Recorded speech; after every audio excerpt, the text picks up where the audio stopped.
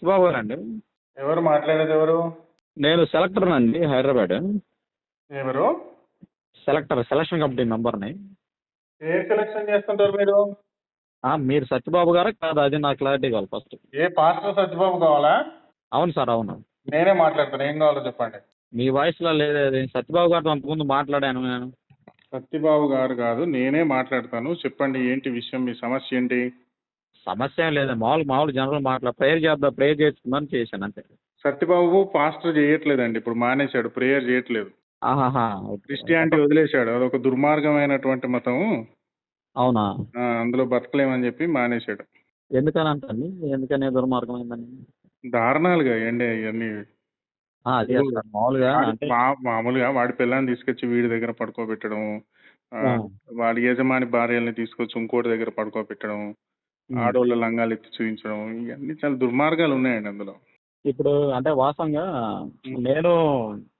మేము శివుణ్ణి పూజించామండి. 1 year పాటు శివుని పూజించాము. అంటే నేను తప్పని అనట్లేదు. నేను ఏమంటున్నానంటే, నువ్వు ఎవరిని పూజించావు, నీ మతం ఏంటి, నీకు సంబంధించింది ఏంటి కాదు, ఇక్కడ కంటెంట్ ఏంటి? పాస్టర్ నువ్వు అనొద్దు, అంటే నేను చెప్పేది అనండి. మీరు గౌరవించాలి కదా ఎవరినైనా సరే. తర్వాత ముందుకెళ్దాం, మనం ముందుకెళ్దాం. సత్యబాబు ఏదైనా సరే ఫస్ట్ మనం మాట్లాడేటప్పుడు ఏదైనా సరే మేము తెలంగాణ వల్ల నువ్వనే అంటాం భయ్, మీరని అనం. మరి అవును, రెస్పెక్ట్ ఇవ్వాలి కదా ఎవరికైనా. అది మన తెలంగాణలో నువ్వంటేనే రెస్పెక్ట్. ఏ దేవుడైనా మనకి చెప్పేది ముందు గౌరవించాలి కదా. నిన్ను వల్ల నీ పొరుగుని ప్రేమించమని బైబిల్లో ఉంది. మనం దేవుణ్ణి ప్రేమించాలని చెప్తున్నాడు. బైబిల్లో లంగాలు చూపించడం కూడా ఉంది. మరి అది పాత నిబంధన గ్రంథంలో. కొత్త నిబంధన గ్రంథం మొత్తం చింపి బయటపడదు కదా మరి. అవును, పాత నిబంధన తీసేయచ్చు. మీరు కొత్త నిబంధన మొత్తం చింపి బయటపడేద్దాం అంటున్నా. నోవహు దినాల్లో ఏం చేశాడు? అట్లా చేస్తున్నారని చెప్పేసి లంగాలు ఎత్తుతాడా ఏంది? వాళ్ళు చేస్తే అవసరమైతే వాళ్ళని తిట్టాలా, కొట్టాలా, శిక్షించాలి. కానీ ఈ ఆడవాళ్ళ లంగాలు ఎత్తడం ఏంటి? దేవుడు ఇప్పుడు దానికోసం కదా దేవుడు ఏం చేశాడు? నరరూపిగా ఈ లోకానికి వచ్చింది, అందుకే కదా. ఏది యెహోవా కాదు బ్రదర్, నువ్వు చెప్పింది ఎట్లా ఉంది? యెహోవా ఆడవాళ్ళ లంగాలు ఎత్తుతున్నాడని ఒక ఆత్మను పంపించి మేరీతో రేప్ చేయించి యేసును కన్నాడా ఏంది? దీనికి లంగాలు ఎత్తడానికి రేప్ చేయించడం కాదు బ్రదర్. మేరీతో ఇప్పుడు మరి నిన్ను వల్ల నీ పొరుగుని ప్రేమించమన్నాడు కదా. మరి అలాంటప్పుడు మరి ప్రేమించకుండా నిన్ను వల్ల నీ పొరుగువాన్ని ప్రేమించమని పాటించాలి కదా. చెప్తా, నిన్ను వల్ల నీ పొరుగువాన్ని ప్రేమించమని చెప్పి భర్తృహరి చెప్పిండు, సుమతి చెప్పిండు, వేమన చెప్పిండు, దాశరథి చెప్పిండు. అదే అందరు చెప్పారు కదా. అంతకంటే మరి వేమనను పూజించు, నువ్వు వేమనను ఫాలోగా, సుమతి శతకాలు ఫాలోగా, భర్తృహరి శతకాలు ఫాలోగా, దాశరథి శతకాలు ఫాలోగా. పాటిస్తాను, నేను పాటిస్తాను. ఇప్పుడు మంచి మాటలు ఉంటే పాటిస్తాలన్నా, తప్పేం కాదు. మంచి మాటలు దానికోసం బైబిల్ ఎందుకబ్బా? వేమన శతకాల్లో అంతకంటే మంచి మాటలు 1000 ఉన్నాయి. అంతకాదు. మరి 10 ఆజ్ఞలు చదివారా మీరు? 10 ఆజ్ఞలు చదివారా? 10 ఆజ్ఞల్ని ఇప్పుడు 10 ఆజ్ఞల్ని ఖండించింది ఎవరు? యేసుక్రీస్తు, యెహోవా. అది కాదన్నా, ఇప్పుడు 10 ఆజ్ఞలు ఏంటి, ఏం చెప్పండి ఒకసారి. 10 ఆజ్ఞల్లో ఉన్నటువంటిది ఒకటేంటి? వ్యభిచారం చేయకూడదని ఉంది. అవును. వ్యభిచారం అంటే ఏంటి? మరి చేయకూడదు అన్నారుగా. మరి ఇప్పుడు దీంట్లో వ్యభిచారం అంటే ఏంటి చెప్పు బ్రదర్. వ్యభిచారం ఏంటో నువ్వు చెప్పు నాకు సమాధానం. వ్యభిచారం అంటే ఇతరుల పట్ల మనం అసభ్యకరంగా మనం ప్రవర్తించడం అనేది. ఇతరుల పట్ల అసభ్యకరంగా మనం వ్యభిచారం చేయడం అనేది కరెక్ట్ కాదు. అసలు వ్యభిచారం అంటే ఏంటో అర్థం చెప్పు. వ్యభిచారం అంటే ఇంకా క్లియర్గా ఎట్లా చెబుతాం మనం తెలుగులో? నీకు వచ్చిన భాషలో చెప్పు బ్రదర్. ఇప్పుడు అదేగా నేను చెప్పింది. అంటే నాకైతే తెలియదు వ్యభిచారం అంటే అర్థం తెలియదు. నీకు తెలిస్తే చెప్పు, నేను చెప్తా. ఇప్పుడు అదే కదన్నా, ఇప్పుడు మనకి ఒకసారి సపోజ్ ఇప్పుడు మ్యారేజ్ అయింది నాకు, నేను ఇంకొక ఆవిడతో నేను కలిసి ఉండటం అనేది వ్యభిచారం. మీ భార్యతో కాకుండా ఇంకొక పరస్త్రీతో చేయడం అనేది వ్యభిచారం అని నీ భావన. అదొకటే కాదు, ఇంకా ఇప్పుడు మనకి మ్యారేజ్ అయినా కాకపోయినా సరే వేరే వాళ్ళతో అట్లా అసభ్యకరంగా ఉండడం అనేది. ఫస్ట్ నువ్వు అన్నదానికి కట్టుబడదాం. నేను ఏమంటున్నానంటే, నువ్వు అన్నదానికి కట్టుబడదాం. ఒక పెళ్ళయి భార్య ఉండగా ఇంకొకరి భార్యల్ని తీసుకోవడం అనేది, ఇంకొకరి భార్యల్ని అనుభవించడం అనేది తప్పు. అనుభవించు అని చెప్పినోడిది కూడా తప్పేనా? అనుభవించిన వాళ్ళది కూడా. పెళ్ళయి ఇంకొకటి భార్యను అనుభవించడం తప్పు కదా. అంతే. అనుభవించు అని చెప్పినోడిది కూడా తప్పేనా మరి? అనుభవించుకోవడం కూడా తప్పే. ఇట్లా నువ్వు ఇంకొకటి పిల్లని తీసుకుని వెళ్ళిపో అని చెప్పినోడు కూడా తప్పేగా. అదే కదా మన 10 ఆజ్ఞలు రాసింది. అదే అంతేకాకుండా ఇంకోటి పిల్లాన్ని తీసుకొచ్చి వీడి పక్కలో పడుకోబెట్టావని ఏమంటారు? అది వ్యభిచారమే అంటాం. అది వ్యభిచారమే కదా. అంటే మరి అవును. వ్యభిచారం చేసింది యెహోవానే కదా. యెహోవా చేశాడని మీరు ఎలా చెప్పారు? ఏ వాక్యంలో ఉందో చెప్పగలరా మీరు? 2 సమూయేలు ఆ, 8వ అధ్యాయం. ఒక్క ఆ, నిమిషం నేను రిఫరెన్స్ ఇస్తా. అలాగే నేను తప్పకుండా. దానికి స్పష్టంగా యెహోవా క్లియర్ గా చెప్తాడు. ఉమ్, నీ ఉమ్, యజమాని భార్యను నీ కౌగిట చేర్చితిని, ఉమ్, ఇజ్రాయేలు వారిని కూడా నీకు అప్పగించితిని, యూదా వారిని నీకు అప్పజెప్పితిని, ఉమ్. నీకు ఇంకా అమ్మాయిలు కావాలంటే నేను ఇచ్చేటోని కదరా. నువ్వు ఎందుకు వాడి పేరేదో ఉంటుంది, ఆడు ఆడి పిల్లాన్ని ఎందుకు నువ్వు రేప్ చేశావో అని అడుగుతాడు యెహోవా దావీదుని. ఉమ్. మీకు ఇది తెలుసా తెలీదా? 2 సమూయేలు. తీస్తారా, నేను రిఫరెన్స్ చెప్తాను. అదే ఇప్పుడు 2 సమూయేలు అంటుంది. మీరు ఏ ఏ ఏ గ్రంథం అది? 2 సమూయేలు ఏ గ్రంథం అంటే ఇక నేనేం చెప్పాలి? 2 అదే అన్న, సమూయేలు పాత నిబంధన గ్రంథము, కొత్త రెండో నిబంధన గ్రంథం 2 ఉన్నాయి కదా. ఒక నిమిషం, 2 సమూయేలు 12వ అధ్యాయము. అదే అన్న నేను అంటుంది, అది పాత నిబంధన గ్రంథంలో ఉందా లేకపోతే కొత్త నిబంధన సరే, గ్రంథంలో ఉందా ఇప్పుడు అన్న? పాత నిబంధన, ఇప్పుడు యెహోవా వ్యభిచారాన్ని ఒప్పుకుంటే మనం ఆ 10 ఆజ్ఞలు అవి పాత నిబంధన కొట్టేసిబడింది అని ఒప్పుకుందాం. రెండు ఒక్కటేసారి ఒప్పేసుకుందాం. నేను అంటుంది, నేను అడిగిన దానికి మీరు చెప్పండి చాలు. మీరు అడిగిన దాన్ని నేను చెప్తాను అంతే. 2 సమూయేలు ఇప్పుడు మనకి పాత నిబంధనే. పాత పాత నిబంధన నిబంధన గ్రంథంలో ఏమనుంది? మీరు చెప్పిన వాక్యం ఉంది. నేనేమన్నాను అన్న, కొత్త నిబంధన గ్రంథం అనేది మనం ఫాలో అవ్వాలి కదా. అదే ఇప్పుడు దేవుడు ఏమన్నాడంటే, ఇదిగో పాతవి గతించను, ఇదిగో కొత్తవి అంటున్నాడు. అంటే ఏంది అక్కడ? క్రొత్తవి అంటే మనం ఇప్పుడు నేను ఒక మందు తాగుతున్నా అన్న, నేను వ్యభిచారం చేస్తున్నా. వ్యభిచారం చేస్తున్నప్పుడు దట్టు నేను ఏం చేశాను? ఇప్పుడు నేను నేను యవన స్థితిలో ఉన్నప్పుడు నేను మందు తాగానన్నా, ఇప్పుడు మానేశాను, దేవుని స్థితిలో వచ్చాను. అంటే ఏంది? నేను నూతనంగా బయలుపరచబడ్డాను. అంటే ఏంది? రామచంద్ర, ఇవి ఆ, కాదు చెప్పండి. తమ్ముడు నేను అనేది. నువ్వు చెప్పింది ఓకే, పాత నిబంధన అంతా కొట్టివేయబడింది అంటావా, దాన్ని ఫాలో అవ్వద్దంటావా, అది పనికిరానిది అంటావా? పనికిరాంది అంటే దాన్ని స్థితి చేసుకో, మనం దాన్ని ఫాలో అయిన తర్వాత మన కొత్త నిబంధనలోకి రావాలి. అంటే ఏం అంటే చేశాడు? అంటే అంటే చిన్నప్పటి నుంచి మంచిగా ఎవడు ఉండొద్దు. ఫస్ట్ రేపులు, మర్డర్లు, దొంగతనాలు, మానభంగాలు చేసిన తర్వాతనే మారాలంటావా ఏంటి? దేవుళ్ళలోకి వస్తే ఉండవన్నా. ఆ? దేవుళ్ళలోకి వస్తే దేవుని మాటలకు మనం లోబడి జీవిస్తే నువ్వు ఆయన చెప్పేది మనం మళ్ళా ఆత్మానుసారంగా అన్న. ఇప్పుడు నేనంటే ఒకటన్నా, నాకు కులమతాలు, నా ఫ్రెండ్స్ లో అందరూ రెడ్డిస్, చౌదరీస్ ఇప్పుడు అందరూ వాటి ఉన్నారు నా గురించి ఫ్రెండ్స్. మాట్లాడట్లేదు తమ్ముడు. కులమత ఇక్కడ స్ట్రైట్ పాయింట్. నువ్వు మొత్తం చెప్పండి. గుండ్రంగా తిరగకు. పాత నిబంధనలో నువ్వు చెప్పిన దాని ప్రకారమే యెహోవానే వ్యభిచారం చేశాడు, చేయించాడు. అది అది పాత తప్ప నిబంధన గ్రంథంగా తప్ప కాదా? తప్పే అయిపోయింది. మరి కొత్త రైట్. నిబంధన గ్రంథంలో మరి చెప్పరే? ఇప్పుడు మరి కొత్త నిబంధన దగ్గరికి వద్దాం తర్వాత. ఇప్పుడు యెహోవా చెప్పండి. తప్పు చేశాడని నువ్వు ఒప్పుకుంటున్నావు. రైట్, ఇప్పుడు ఇంతవరకు మరి సంతోషం. దేవుడు మరి ఇప్పుడు మళ్ళీ సరే వెనక్కి వద్దాం. అవన్నీ వద్దాం. ఓకే. ఇప్పుడు పాపం మా పాస్టర్ సత్యబాబు గారు యెహోవా చేసినటువంటి తప్పుల్ని భరించలేక క్రిస్టియానిటీ వదిలేసి బయటకు వచ్చేసాడు. కాదు, ఆయన డబ్బులు ముట్టలేక అంతే. సరే, నువ్వు అట్లా అనుకుంటే అట్లా అనుకో. దాన్ని ఎవరు ఆయన ఏమన్నాడు తెలుసా? క్లియర్ గా చెప్పాడంట, మీరు ఇక్కడ 18 సంవత్సరాలు అతను అక్కడ చేస్తుంటే ఆయన 18 సంవత్సరాలు కూడా నాకు ఏమి జరగలేదు అన్నాడంట. అంటే ఏంది? ఆయన నిస్సహాయ స్థితిలో ఉన్నాడు. దేవునితో విశ్వాసంగా జీవించలేకపోయాడు. ఆయన నిత్య జీవంగా జీవించలేకపోయాడు. నువ్వు జీవిస్తున్నావు కదా. నేను కంపల్సరీ జీవిస్తాను. నువ్వు ఇల్లు కట్టుకున్నావా? నాకు 4 స్టేర్లు బిల్డింగ్ ఉంది, ఒక కారు కూడా ఉంది. కారు కూడా ఉంది కదా. అండ్ ఇప్పుడు సెలక్షన్ కమిటీ మెంబర్ గా ఉన్నా నేను. నాకు చాలా అంతా హ్యాపీగా ఉంది. సంతోషం. హ్యాపీగా బతుకు బ్రదర్. ఏమైంది ఇప్పుడు నీకు ఇంత సమస్య? బ్రతుకుతా. అలా కాదన్నా, మనం ఇప్పుడు ఏంటంటే అన్న, ఇప్పుడు మన సత్యాన్ని మళ్ళీ గ్రహించాలి నీకు కదన్నా. ఎప్పుడన్నా భవిష్యత్తులో కష్టం వస్తే మాత్రం ఖచ్చితంగా క్రిస్టియానిటీ వదిలేసేయాలి. మరి ఎవరు? నువ్వు. నాకు ఆ దేవుడు రానీడుగా. వస్తే వదిలేస్తావా? అట్లా కాదన్నా. ఇప్పుడు ఏబు గారు తెలుసా మీకు? ఇప్పుడు నాకు ఏబు తెలియదు, బాబు తెలియదు. అట్లా కాదన్నా. ఏబు గారికి ఒకటే ఏబు గారు అన్న, ఆయన ఎన్నో కోటీశ్వరుడు అన్న. వాస్తవంగా ఆయన గ్రంథం కూడా చదవండి, ఏబు గ్రంథం కూడా చదవండి. ఆయన కోటీశ్వరుడు. ఆయన కానీ ఏం చేశాడు? దేవుడే మొత్తాన్ని, ఆయనకున్న ఆస్తిని కానీ మొత్తం ఉన్న ఆస్తిపాస్తులు అన్ని కూడా తీసివేశాడు. తర్వాత ఏం చేశాడు? అది కూడా పాత చదవండి. నిబంధన కదా. ఇప్పుడు ఏబు ఆస్తులన్నీ తీసేసింది పాత నిబంధనలో. మరి ఇచ్చాడు మరి కదా. యేసుకు ఆస్తులు మళ్ళీ ఏబుకు ఆస్తులు ఇవ్వాల్సింది ఎప్పుడు? కొత్త నిబంధనలో. మరి పాత నిబంధనలోనే ఎట్లా ఇచ్చాడు? కంపేర్ చేసుకున్నా ఇప్పుడు దానికి దీనికి. ఇప్పుడు మరి నాకు మరి కొత్త జీవితాన్ని ఇచ్చాడుగా. నాకు అంతకుముందు ఏమీ లేదు నా దగ్గర స్థితి. ఇప్పుడు నేను ఉన్న పొజిషన్ ఏమంటున్నానంటే కాదు. ఇప్పుడు నేను ఏమంటున్నానంటే, ఒక గ్యాంగ్స్టర్, ఒక రేపిస్టు, ఒక డ్రగ్ స్మగ్లింగ్ చేసేటోడు, ఒక దుర్మార్గుడి దగ్గర కూడా డబ్బులు ఉంటాయి. ఇప్పుడు వీళ్ళ మిషనరీలో కూడా ఉంటే నేను తప్పేనే అంటానన్నా. వాళ్ళ కింద కాదు, వాళ్ళ కింద ఉన్నటువంటి 40 మంది గూండాలు, రౌడీలు, వాళ్ళ దగ్గర కూడా డబ్బులు ఉంటాయి. మీ దగ్గర కూడా డబ్బులు ఉన్నాయి. ఉంటాయి.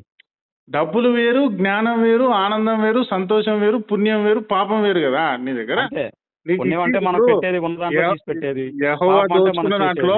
యెహోవా దోచుకున్న దాంట్లో ఆ కాలంలో యూదులకు కొంత, ఇజ్రాయేలీలకు మన 12 గోత్రాలకు ఇంత ఇంత ఇంత పంచుకోమన్నారు. అట్లా నిన్ను కొంచెం పంచుకోమని చెప్పుండొచ్చు. నీకు యెహోవా కొంత ఇచ్చుండొచ్చు. ఉమ్. ఆ పాపపు సొమ్ము నాకెందుకు అనుకున్నాడు మా పాస్టర్ సత్యబాబు. దాంట్లో ఏముంది అదే అక్కడ? కరెక్టే, మీరు అన్నది కరెక్టే. ఇప్పుడు మరి యెహోవా దేవుడు మరి యేసుక్రీస్తు ప్రభు వారు సిలువలో మరి మన కోసం మరి మన పాపాలను ఏం మెట్టలై లేదు, ఉట్టి మాట. ఆయన ఇవన్నీ చెప్పద్దు. బైబిల్లో రాసినే కన్నా. నాకు చాలా కోపం వచ్చేటటువంటి అంశం ఏంటంటే, నీ కోసం యేసుక్రీస్తు చచ్చిపోయినా ఆడెవడు నా కోసం సావడానికి? నాకు సంబంధమే లేదు. నాకు మరి మీరు అది ఎట్లా చెప్తారన్నా? ఇప్పుడు అతను వ్యభిచారం చేశాడని చెప్పేసి మీరు ఎలా అవును అంటారు మరి. చెప్పండి? అవును, మరి ఇది కూడా ఉంది కదా, మీరు ఇది కూడా అంగీకరించాలి కదన్నా. నేను ఒప్పుకోవట్లేదు వ్యభిచారం చేసాడని. నువ్వు ఒప్పుకున్నావు, అది నువ్వు నమ్మిన బైబిల్, నేను నమ్మలేదు నువ్వు దాన్ని. చెప్పిందే కదా. ఇప్పుడు అదే అంటుంది. ఇప్పుడు పాత నిబంధన గ్రంథంలో ఉన్నదే మీరు చెప్పారు. ఇప్పుడు నేను ఉన్న వాస్తవంగా అది అది ఇప్పుడు బైబిల్లో ఉన్నదే కదా నేను చెప్తుంది, లేని అవును, చెప్పలేదు కదా. బైబిల్లో ఆయన ఉంది 39 కాబట్టి. కొరడా దెబ్బలతో చనిపోయి మన కోసం ఆహా, మరి ఆయన తిరిగి ప్రాణం మరి నేను ఏమంటున్నానంటే నేను మృత్యుంజయుడు లేచాడు కదా. నేను ఏమంటున్నానంటే ఉమ్, యెహోవా వ్యభిచారం చేశాడు అని నమ్మాల్సింది ఎవరు?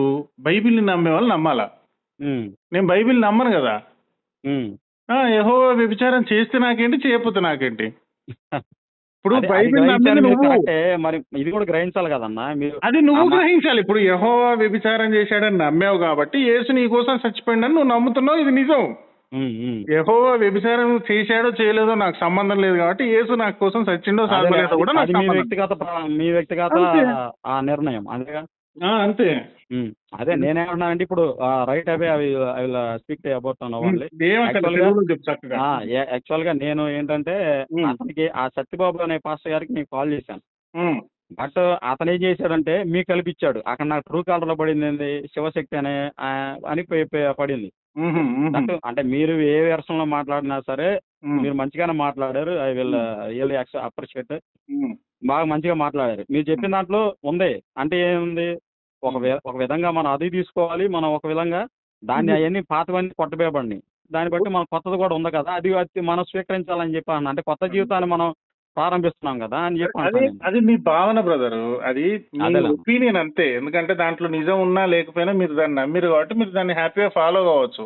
కానీ అది నమ్మడానికి నమ్మశక్యంగా లేదు. నేను ఏమనుకుంటానంటే నువ్వు చెప్పిన దాని ప్రకారమే యెహోవానే నా దేవుడు అని యేసే కదా చెప్పింది. నా తండ్రి యెహోవా అని అన్నాడు కదా. యేసు తండ్రి యెహోవానేనా మీ లెక్క ప్రకారం? నేనే ఆత్మను సత్యమును జీవనం అంటే 3 ఆయనేనన్నా. అదే నా తండ్రి యగు యెహోవా, నా తండ్రి తప్ప నేనేమీ చేయలేను అని కూడా చెప్పాడు కదా. అంతే అంటే యెహోవానే కదా ఆ లెక్క ప్రకారం.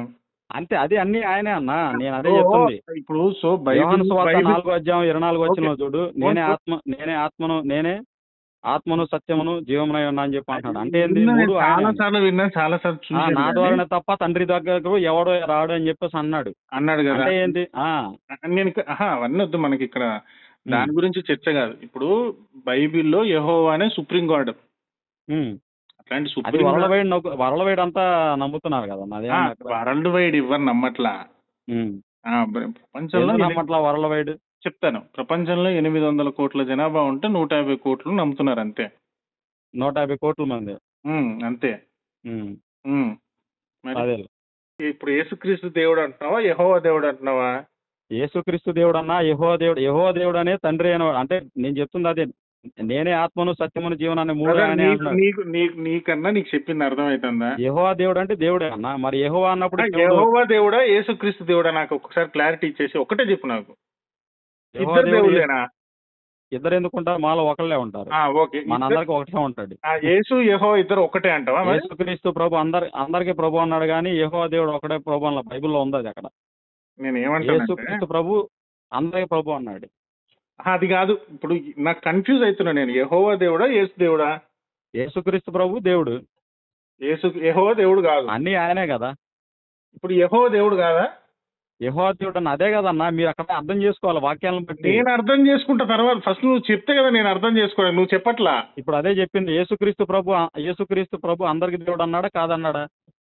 వాక్యంలో ఉందా చెప్పనా? ఎన్నో అధ్యాయంలో ఉన్నది. అవసరం లేదు. చాలా చర్చల మీద చూశాను. యేసుక్రీస్తు అందరికి ప్రభు అని ఎవరన్నారు? ఎవరన్నారు? బైబిల్ వాక్యంలో ఉంది. ఆయన చెప్తున్నాడు కదా. ఎవరు చెప్తున్నారు? పౌలు అన్నాడు ఆ మాట. పౌలో ఇంకోటి ఎవడో సువార్త ఎవడో అన్నాడు. ఆ, యేసుక్రీస్తు అనలేదు కదా నేను నేను అందరికీ ప్రభువునని. ఒక్క నిమిషం, అదే మీకు చెప్తాను. అక్కర్లా ఆ మాట యేసుక్రీస్తు అనలేదు, అక్కర్లేదు మీరు అదే ఎతకక్కర్లేదు, మీరు టైం వేస్ట్. చూసారన్నారుగా అందులోను అంతకుముందు. ఆ మాట యేసుక్రీస్తు అండి. యేసుక్రీస్తు ఏమన్నాడు? నా అంతట నేను ఏమీ చేయలేను, నా తండ్రి చిత్తము ప్రకారమే నేను చేస్తాను అని అన్నాడు. తండ్రి, కుమార, పరిశుద్ధాత్మ త్రియేక దేవుడని యేసుక్రీస్తు ప్రభు అని ఉందా లేదా? అది ఎవడు చెప్పింది? యేసుక్రీస్తు చెప్పలేదు కదా. నువ్వు యేసు మాటలు నమ్ముతావా, వేరేటోడు ఎవడో చెప్పింది నమ్ముతావా? మనం నరుడుగా వచ్చాడు ఆయన. మనం ఎక్కడ టాపిక్ డైవర్ట్ అయినాం అంటే యేసు, యెహోవా, పరిశుద్ధాత్మ ఒక్కటేనా కాదా? మొత్తం ఒకటే. రైట్, అది క్లారిటీ, అది క్లారిటీ అంతే. ఉంది కదా. సో ఒకటే అన్న. యేసుక్రీస్తే పాత నిబంధన కాలంలో వ్యభిచారం చేసిండు అంటున్నావు నువ్వు. యేసుక్రీస్తు ప్రభు వారు ఆ, ఆయన ఎందుకు చేశాడు? అదే కదా ఇప్పుడు యెహోవా వ్యభిచారం చేస్తే ఒకటి, యేసు వ్యభిచారం చేస్తే ఒకటి కాదు కదా. ఇప్పుడు సరే మీ మీ లెక్క ప్రకారం చేశాడే అనుకుందాం. ఉమ్, మరి ఈ 10 ఆజ్ఞల్లో ఏం చెప్పాడు? వ్యభిచారం వ్యభిచరించకూడదు చేయకూడదని చెప్పాడు. అన్నాడుగా? అన్నాడు చేశాడు, మరి ఏం చేయమంటావు? చేశాడు, అయిపోయింది. మరి కొత్త నిబంధనలు ఏముంది? చేయొద్దు అన్నాడు. చేయొద్దు అన్నాడు, మరి అంటే చేయకుండా ఉండాలిగా? అయిపోయింది కదా. చేయొద్దు అంటే ఇప్పుడు పాత నిబంధనలో ఒకటి చెప్పి మళ్ళీ అదే చేసి మళ్ళీ కొత్త నిబంధనలో మళ్ళీ చేయొద్దు అంటున్నాడు అంటే మెంటల్ గా ఇంబ్యాలెన్స్డ్ గా ఉన్నాడని అర్థం చేసుకోవాలి తప్ప. ఇన్బ్యాలెన్స్డ్ ఉన్నాడు. అతను ఏంటంటే కరెక్ట్ గా లేడని అనుకున్నాం మీరు చెప్పినట్టు. సరే, రైట్, ఓకేనా? మరి మరి చనిపోయిన లాజర్ని తిరిగి ఎందుకు లేపాడు? ఇప్పుడు దానియేలుని సింహం బోన్లో నుంచి ఎందుకు రక్షించాడు? గుడ్డి లేని కళ్ళు లేని వారికి కళ్ళు ఎందుకు తెప్పించాడు? ఎందుకు తెప్పించానని చెప్పాడు. చెప్పండి. అదే ఎందుకు తెప్పించానని ఆయనే చెప్తారు కదా. నేను ఎందుకు తెప్పించాను, ఎందుకు బతికిచ్చాను చెప్పు, నువ్వు చెప్పు. అదే ఇప్పుడు నరరూపి ఆయన ఎందుకు వచ్చాడని అంటే ఆయన ఇక్కడ లోకంలో ఉన్నటువంటి జనాలందరూ కూడా ఏమైంది, అతను ఒక మనిషిలాగే భావించారు కానీ ఆయన సర్వశక్తుడైన నమ్మల. అందుకనే కదా ఆదికాండం 1వ అధ్యాయంలో మొత్తం ఉంది కదా, మీరు అది చదవాల్సింది. మరి అది కూడా చదవాల్సిందిగా. ఆది యందు వాక్యం ఉండెను, వాక్యము దేవుడై ఉండెను. యోహాను అధ్యాయంలో ఉంటది, ఆదికాండంలో ఉండదు. ఆదికాండంలో కూడా ఉంది, చూడండి. యోహాన్లో ఉంటది. యోహాను 1వ అధ్యాయంలో కూడా ఉంది. ఆదికాండం 1వ అధ్యాయంలో. ఆదికాండం 1వ అధ్యాయంలో ఏముండదు అది ఉందన్నా. ఆదికాండం ఫస్ట్ పేజీ. ఆది యందు దేవుడు భూమి ఆకాశాలను సృజించాను. అది భూమిని రాంగ్ బ్రదర్. అది మీరు ఎంత చదువుకున్నారు మీరు? నేను పిహెచ్డి అన్నా. పిహెచ్డి చేసినోని నువ్వు అసలు ఆకాశాన్ని సృష్టించాడంటే ఎట్లా నమ్మినవు బ్రదర్ నువ్వు? మరి ఎవరు సృష్టించారంటారు? అసలు ఆకాశాన్ని ఎవడన్నా అసలు ఆకాశం అంటే ఏంటి అర్థం చెప్పు నాకు. ఆకాశం అనేది, భూమి అనేది ఏంటది? భూమి అనేది ఒక పార్టికల్, ఆకాశం అంటే భూమి అనేది ఆర్టికల్. పార్టికల్ అంటే వస్తువు గాని ఘన పదార్థం గాని. అరే అనుకో, పార్టికల్ అంటే అర్థం అది. మోషన్ అనేది గమనం అన్న. గమనం అంటే ఏంటి? ఇప్పుడు మళ్ళీ మోషన్ గురించి కాదు నేను అనేది. భూమి అనేటటువంటిది మనకు ఒక వస్తువు లాగా ఉంది. అసలు ఆకాశం అంటే ఏంటో ఎక్స్ప్లెయిన్ చేయను సృష్టించడానికి. ఇప్పుడు మీరు సరే, నాకు తెలియదు అన్న, నాకు తెలియదు, అది మీరు చెప్పండి. ఆకాశం అంటే ఏం లేదు బ్రదర్, ఏమీ లేనటువంటి శూన్యమైన ప్రదేశాన్ని ఆకాశం అంటారు. ఏమి లేని శూన్యమైందన్న. నక్షత్రాలు, చంద్రుడు మనకు అక్కడ నుంచే కదా అందుబాటులోకి వస్తుంది. అక్కడ నుంచే మనకు వెలుగు వస్తుంది. అవి ఆకాశము అంటే అనంతమైనది. అవును. భూమి అనేది పరిమితమైనది. పరిమితమా? అది మనం చనిపోయిన తర్వాత మరి మట్టిలో బూరిపోయిస్తే మరి ఎముకలన్నీ దానికి దీనికి సంబంధం లేదు. నేను అనేది ఏంటంటే విశ్వంలో పరిమితం అన్నారు కదా మీరు. విశ్వంలో భూమి అనేది కొంత భాగం. ఇప్పుడు గ్రహాలు ఉంటాయి, అవైతే తెలుసు కదా. ఆ కాలంలో బైబిల్ రాసినప్పుడు యెహోవాకు, మోషేకి ఇవన్నీ తెలియదు కాబట్టి భూమి ఆకాశం గురించి రాసేసిండు. కానీ ఇప్పుడు భూమి అనేటటువంటిది ఈ పాలపుంతలో గాని, సౌర కుటుంబంలో గాని, విశ్వంలో గాని కొంత పరిమితమైంది. ఆకాశం అనేటటువంటిది అపరిమితమైనది. దాన్ని ఎవడు సృష్టించలేడు. ఓకే, అపరిమితమైంది. భూమి అనేది పరిమితం. అంటే మనం అన్ని మన జీవిస్తానే ఉంటాం ఇంకా పరిమితం మీద. పరిమితము అంటే జీవించడం గురించి, భూమి గురించి నేను మాట్లాడేది. అంటే ఈ ఆకాశం మొత్తంలో భూమి ఉంటది, సూర్యుడు ఉంటాడు, చంద్రుడు ఉంటాడు, గురుడు ఉంటాడు, శుక్రుడు ఉంటాడు, ప్లూటో ఉంటది, నెప్టూన్ ఉంటది. అట్లా ఇవన్నీ అయిపోయింది. ఆకాశం మీరు చెప్పేశారు. ఆకాశం నేను చెప్పిన యెహోవా చెప్పలే. భూమి అనేది పరిమితం అన్నారు మీరు. పరిమితమైనది అంటే దాని అర్థం దానికి ఒక ప్లేస్ ఉంది, దానికి ఒక కక్ష ఉన్నది. మన కేరళలో మొత్తం ఆ కొండ ప్రాంతం అంతా వామ్మో కూడా నాయన, కొట్టేసాడు నువ్వు కదా. పిహెచ్డి ఎట్లా చదివావు? నీకు సర్టిఫికేట్ ఇచ్చిరా లేకపోతే నువ్వే కొట్టేసుకున్నావు ప్రింట్ అదే అదే పీటీసీ? అది సరే మీరేమని అనుకో పర్లేదు కానీ. కాదు, నేను ఉమ్, అనేది ఏంటంటే ఉమ్, విశ్వంలో భూమి అనేటటువంటిది ఒక గ్రహం, ఉమ్, ఆకాశం అనేటటువంటిది అపరిమితం, అనంతము. ఉమ్. దాన్ని ఎవడు సృష్టించలేడు అని చెప్తున్నా నేను. మరి ఇక్కడ బైబిల్లో ఉంది కదా. మరి తప్పంటున్నా నేను బైబిల్, నువ్వు అది నమ్ముతాను కారణం అంటున్నావు, నేనేం చేయను? అవును అదే ఇప్పుడు మరి సరే మీరు బైబిల్లో మరి చెప్పింది మీరు ఎట్లా నమ్ముతున్నారు? నేనెందుకు నమ్మినా? నేను ఇంతకుముందే చెప్పిన కదా, నేను మీ- యెహోవా వ్యభిచారం చేసిండని నమ్మట్లా. ఆ, మరి నువ్వు నమ్మనప్పుడు నమ్ముతున్నావు మరి ఇక ఎందుకంటే మన నువ్వు బైబిల్ నమ్ముతున్నావు కాబట్టి. అదే అదే అంటుంది ఇప్పుడు మరి అది మీరు నువ్వు తప్పని బైబిల్ ఎలా నమ్మకు. చెప్తున్నారంట. నీకు బైబిల్ నమ్మకపోవడం వల్ల, బైబిల్లో రాసినటువంటి నమ్మకపోవడం వల్ల నీకు ఒక అడ్వాంటేజ్ ఉంది.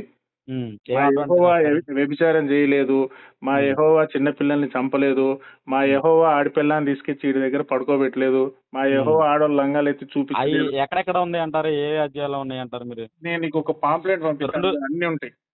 ఓకే ఈ నెంబర్ సరే నేను మీరు అది చెప్పారు కరెక్టే బాగుంది. మరి ఇప్పుడు నేను చెప్పింది కూడా క్లారిటీ ఇవ్వండి. మరి చనిపోయిన లాజర్ని ఎందుకు తిరిగి లేపాడు?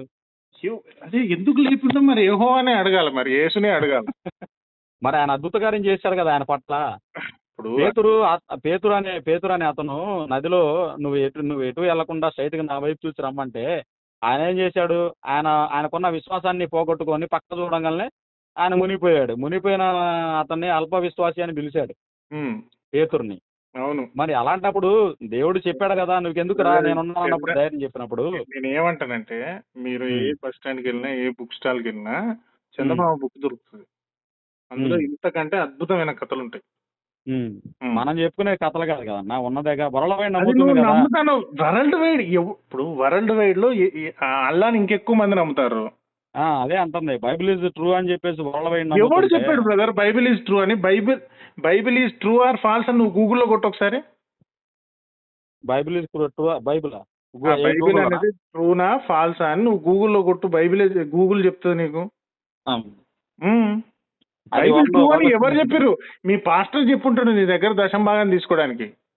అబ్బే వాళ్ళు అడగరు, నా అంతగా నేనే ఇస్తాను. నువ్వే ఇస్తావు మరి. అదే మరి వీక్నెస్, దాన్నే మ్యానిపులేషన్ అంటారు.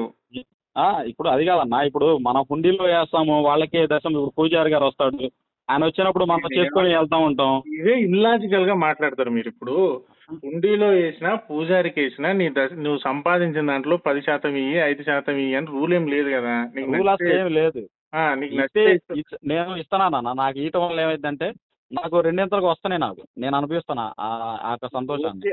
ఓకే, దాని గురించి నేను అవునవును చెప్పండి. నీ దగ్గర డబ్బులు ఉన్నాయి కాబట్టి ఇప్పుడు అదే ఇప్పుడు 4 స్టేరీ బిల్డింగ్ కొట్టుకోక నేను కట్టుకున్నాను, ఒక కారు కొనుక్కున్నా అంటే బికాస్ ఆఫ్ అదే నేను ఇచ్చాను కాబట్టి నేను రెండింతలుగా దేవుడు ఆశీర్వదిస్తున్నాడు.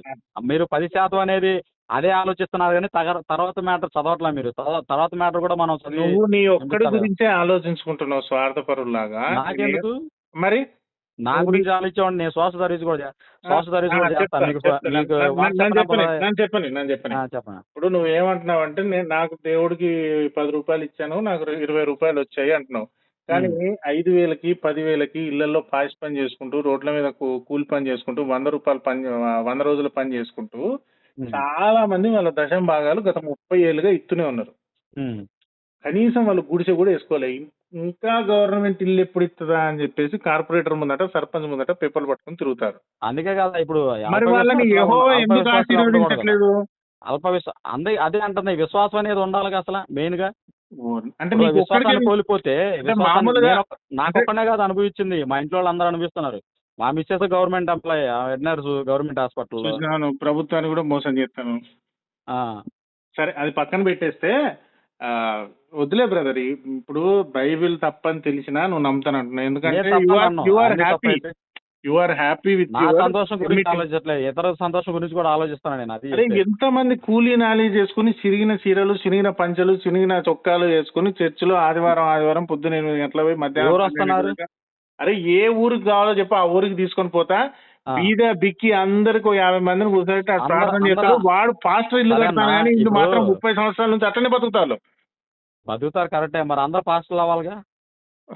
ఇప్పుడు అతను ఎందుకు వచ్చాడు మీలోకి? ఇప్పుడు అతను ఎందుకు దేవుడిని నమ్మట్లేదు? చెప్పాను కదా ఇప్పటిదాకా, ఆయనకు బైబిల్ మీద నమ్మకం పోయింది. కాదు, డబ్బులు రావట్లా, అది సరే, విషయం. ఇప్పుడు డబ్బులు ఆయనకు రావట్లేదు అంటే ఆ, నువ్వు ఇప్పుడు చెప్పింది ఏంటంటే మీరే అన్నారు కదన్నా, ఇప్పుడు దశమ భాగం అనేది ఇస్తారన్నప్పుడు అక్కడ ఆయన దగ్గర డబ్బులు రావట్లా, నేను ఆయనకి, అన్నది పాస్టర్ నువ్వు గారికి. పాస్టర్ కాదు, నేను అన్నది విశ్వాసుల గురించి. ఇక్కడ పాస్టర్ ఆ, డిస్కషన్ కాదు. ఉమ్. ఎంతో మంది విశ్వాసులు ఇంకా పేదవాళ్ళుగానే బతుకుతున్నారు కదా అని అంటున్నా. అవును, మరి 10% అన్నారు మీరు, దాని గురించి కూడా చర్చించాం కదా మనం. ఉమ్. మరి ఇప్పుడు ఆ 10% వల్ల వాళ్ళ విశ్వాసం చొప్పున వాళ్ళు వస్తున్నారు, వాళ్ళు చేసిన దాంట్లోనే డబ్బులు తీసి దశమ భాగం ఇస్తున్నారని మీరు అంటున్నారు. అయినా వాళ్ళు కరెక్టేగా? ఎదగట్లేదు కదా. ఆ దశమ భాగం ఎవరికి ఇస్తున్నారు? పాస్టర్కి. మరి ఈయనకు రావట్లేదనేగా ఆయన తొలగిపోయాడు. ఇప్పుడు ఈయన ఆయనే ఒప్పుకున్నాడు కదా సరే, క్లియర్ గా. ఈయనకు రావట్లేదని తొలగిపోయిండా, వస్తున్నా కూడా ఇది సత్యం కాదని బయటకు వచ్చేసిండా అనేది ఆయనే చెప్తాడు. సత్యం కాదు, సత్యం అయితే ఎందుకు ఉండేవాడు? ఆయన విశ్వాసం అయితే ఉంటే ఆయన కంపల్సరీ దేవుడు ఆశీర్వదించేవాడు. విశ్వాసం వేరు, సత్యం వేరు. డౌట్ ఎట్టాలి అది. విశ్వాసం వేరు, సత్యం వేరు. ఇప్పుడు ఆకాశాన్ని యెహోవా సృష్టించాడు అని నువ్వు విశ్వాసించినవు, అందుకని నువ్వు నమ్ముతాను. కానీ ఆకాశం యెహోవా కదా, ఎవడు సృష్టించలేడు, అదొక పదార్థం కాదు సృష్టించడానికి అనేది సత్యం. నువ్వు సత్యానికి విరుద్ధంగా ఉంది నీ విశ్వాసం. దాన్ని ఎవడేం చేస్తాడు? ఆయన సత్యాన్ని తెలుసుకున్నాడు, మార్గాన్ని సత్యాన్ని జీవనం అన్నాడు కదా, దాంట్లో సత్యం ఉందా లేదా? అది అబద్ధం కదా. అది అబద్ధం ఎందుకైతే అన్న, దాంట్లో ఉన్నదే కదా అన్న. చాలా అబద్ధాలు ఉన్నాయి బైబిల్లో ఉన్నదే కదా అన్న నేను చెప్తుంది. నువ్వు అనుకుంటున్నావు నువ్వు నిజమైనటువంటి నేను అనుకోవడం కాదు, అందరూ అనుకుంటున్నారు అది. నేను స్టాంప్ వేసి ఇస్తాను, నువ్వు నిజమైనటువంటి బైబిల్ విశ్వాసివి. ఇప్పుడు కాదన్నా, స్టాంపు ఏమన్నా బయటకు పోతే 60 రూపాయల స్టాంపు నేను వేయగలను. నువ్వు నిజమైన బైబిల్ విశ్వాసివి అంటున్నా నేను. నువ్వు నిజమైన బైబిల్ విశ్వాసివి. అది కరెక్ట్. ఇప్పుడు ఆయన కాదు. ఇప్పుడు నేను బైబిల్లో ఉన్న వాక్యాలు 10 ఆజ్ఞల్ని ఫాలో చేస్తాను అంతే. ఎవరైతే నిస్సహాయ స్థితిలో ఉన్నారో వాళ్ళకి సహాయం చేసుకుంటూ వెళ్తాను. ఎవరైనా సరే, ఇప్పుడు అదే నాట్ ఓన్లీ ఇప్పుడు చర్చకు వచ్చేవాళ్ళం కాదు, ఎవరైనా సరే, ఏం పర్లేదు రాపోయినా సరే చేసుకో, ఏం పర్లేదు, నో ప్రాబ్లం. మంచిదే. మీరు హైదరాబాద్ లో నేను అంటే యాక్చువల్లీ లాస్ట్ ఇయర్ వచ్చాను, మా స్టూడెంట్స్ ని తీసుకోవడానికి, మ్యాచ్ కి ఆడించడానికి వచ్చాను. సంతోషం. బాగానే మాట్లాడారు, వెరీ గుడ్ అన్న, థ్యాంక్ యూ. మీ పేరు కరుణాకరా? కళ్యాణ్ కళ్యాణ్ గారు. ఓకే అన్న, ఓకే, వెరీ మచ్. రైట్.